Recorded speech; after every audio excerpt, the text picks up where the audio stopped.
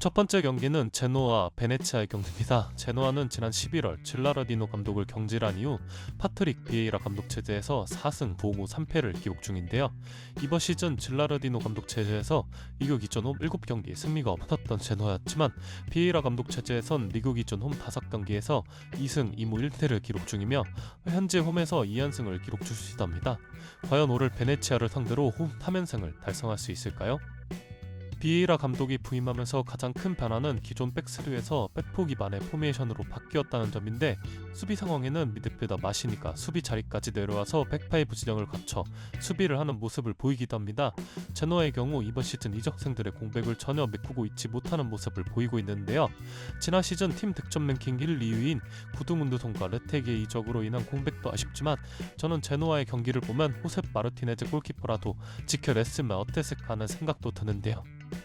비에이라 감독은 후방 빌드업을 자주 시도하라는 감독인데, 현대축구에서 골키퍼의 발밑 능력은 상당히 중요해졌지만 니콜라 레알리 골키퍼의 발밑 능력은 너무나도 형편이 없는 모습입니다. 전방 압박을 좀만 잘하는 팀을 만나더라도 정신을 못 차리는 모습으로 이 골키퍼의 아쉬운 패스 선택지로 인해 실점을 하는 장면도 자주 보이는데요. 지난 로마전을 보면 라니에니 감독의 로마가 전방 압박을 그리 잘하는 팀이 아님에도 불구하고 레알리 골키퍼는 패스 미스로 인해 자멸하는 모습을 보이기도 했었죠. 그런 점에서 디 프란체스코 감독의 베네치아의 경우 다행히 전방 압박을 잘하는 팀은 아닙니다. 상대 진영에서 강한 압박을 시도하기보다는 5-3-2 형태의 수비 진영을 거쳐 기다리는 수비를 하는 편이죠. 물론 그럼에도 수비를 잘하는 편은 아닌데, 이번 시즌 리그 기준 12번의 원정 경기에서 무려 24실점을 기록했고 경기당 평균 2실점을 기록하고 있습니다. 또한 0승 3무 8패로 현재 리그에서 유일하게 원정 승리가 없는 팀이기도 하고요.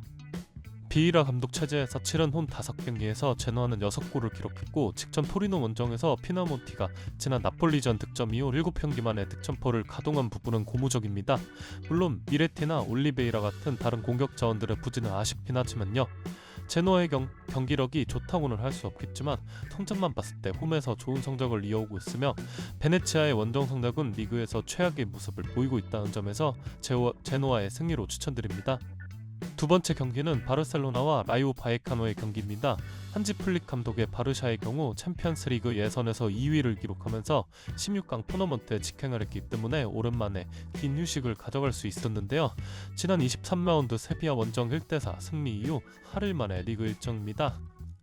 현재 바르셀로나는 리그에서 15승 3무 5패 승점 48점으로 3위를 기록 중이지만, 지난 라운드에서 현재 리그 1, 2위인 레알 마드리드와 아틀레티코 마드리드의 마드리드 더비가 있었고, 결과는 1대1 무승부로 두 팀이 사이좋게 승점 1점씩 나눠 가져왔습니다.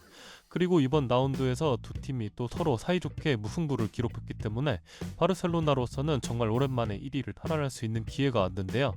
현재 득실차 관리가 매우 잘 되어 있는 바르샤이기 때문에 이번 경기 승점 3점을 얻을 수 있다면 바르셀로나가 라리가 1위로 올라갈 수 있게 됩니다. 이니고 페레즈 감독이 이끄는 라요의 경우 이번 시즌 놀라운 행보로 현재 리그 6위를 기록 중인데, 라요가 승격 이후 한창 주목을 받을 시기인 과거 이라올라 감독 때도 리그 최고 순위는 11위였었거든요. 이니고 페레즈 감독의 경우 이라올라 감독에게 영향을 굉장히 많이 받은 젊은 감독으로 지난 시즌 중도에 부임하여 현재까지 팀을 매우 성공적으로 잘 이끌고 있는 모습인데요. 특히 이라올라 감독 시절 만들어진 라요의 팀 컬러를 정말 잘 이어나가고 있는 모습인데, 전방 압박 강도를 간접적으로 나타내는 수치인 PPDA는 8.11으로 바르셀로나와 소시에다드에 이어 리그 3위를 기록 중입니다. 압박 강도가 높은 팀들끼리의 맞대결일 때 저는 분석에서 몇 가지 비교를 해보는 것이 있는데요.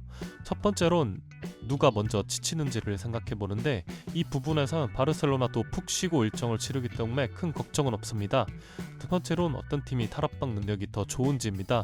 이건 당연히 프랭키 데용과 페드리, 그리고 가비 같은 뛰어난 중원 자원들이 있는 바르샤가 단연 우위에 있겠죠. 세 번째론 전환 속도를 비교해봅니다. 너무 당연한 얘기이지만 하피냐와 야말이 있는 바르샤의 전방이 속도와 테크닉 면에서 매우 우세하다고 할 수 있겠죠. 바르셀로나의 경우 이번 매첩에서 리그 1위로 올라갈 수 있는 찬스이기 때문에 흥기부의 면에선 그 여느 때보다 근절한 경기이죠. 라요가 바르샤를 잡고 리그 4연승을 기록할 수 있다면 그것은 매우 놀라운 일일 것이기 때문에 바르셀로나의 마이너스 1.5 핸디캡 순위로 추천드립니다.